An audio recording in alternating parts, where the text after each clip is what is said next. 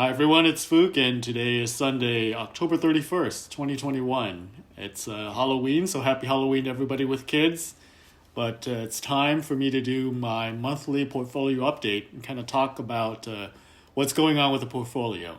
So the biggest thing this month is that my cash position has jumped up to 64%. I'll talk a little bit more about that, but everything else is roughly the same except for that cash position. And the reason for that cash position jumping is because I had an option that was called an exercise at the end of the month.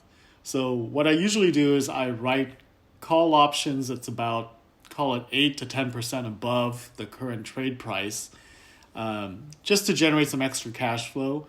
And then on cash balances, I would write put options that's probably, call it 10% below the current price. And that's worked really well for me and has generated quite a bit of income. But in October, the NASDAQ went up spectacularly.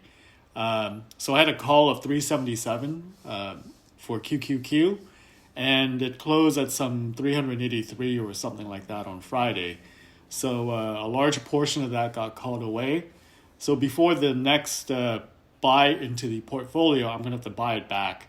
And that's going to be a loss on the options position for the month. But overall, in the options strategy, I'm still way ahead, so it's still worth doing.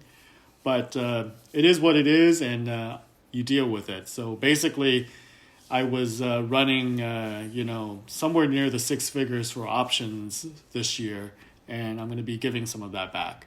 Not a big deal, but that's why the big cash position, I expect it to go down for October. In terms of investment allocation, because a large chunk of the QQQ got called away, it's also been reduced significantly. Everything else is roughly the same in the portfolio. So no big changes, and I'm slowly moving all of that cash to that risk parity allocation. How are we doing year to date in performance? We're actually doing pretty good. So for the year, my entire portfolio across M1 Finance, Schwab, Fidelity, Interactive Brokers, and whatnot is up 24.5% as of the end of October. S&P 500 is up 24%. October was really crazy for the broad market in general. Makes me really worried, frankly, but I'm just going to follow my investment plan and carry on. So that's basically what happened in the portfolio as a whole over the last month. Quite a ride compared to what happened in September. Let's go ahead and look specifically at the risk parity allocation. So even though I'm moving money from other accounts that's a mix of cash and other things into this allocation, this M1 Finance portfolio is the purest expression of that allocation, and I like to use it to kind of just follow up on how the allocation is doing. So let's go ahead and take a look at it. For the month of October, there was contributions of $1,000, and then there was some dividends, so that's why the net cash flow is $1,016. But if you don't remember, what I'm doing with this is I'm kind of starting out with I think I started the year with maybe 15, 16,000 in this portfolio and was playing around with different allocations, but eventually settled on this. And to kind of simulate what would happen if you were going to use this and accumulate and invest over time, I am making that small contribution every month to the portfolio and then just let it fully invest. Whatever dividends accrue, it'll get picked up on the monthly buys automatically by M1 Finance.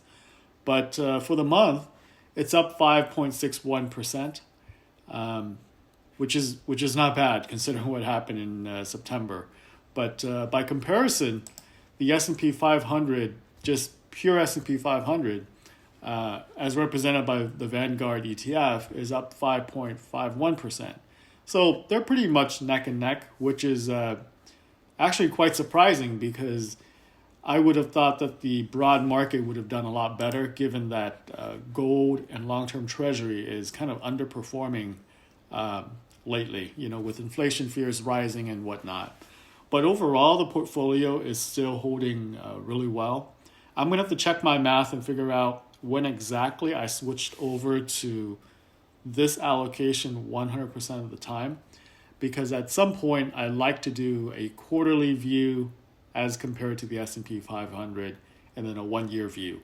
We're not quite there yet, but we're close to doing quarterly. And I'll add that to the monthly update as well, just so that we can kind of see how this is doing. The whole point of this allocation is to get close to the return of the S&P. It should not do better. It should do a little bit less.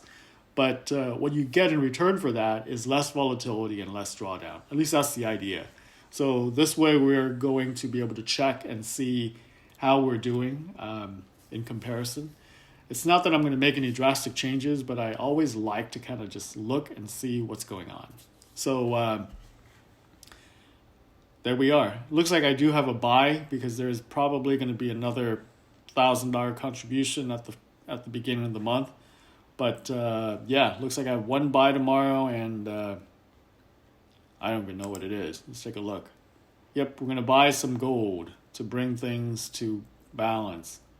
Well, it's saying $28.99, but that's probably because the contribution hasn't been factored in yet. But anyways, that's it for October. Happy Halloween, and I'll see you next month. Thanks.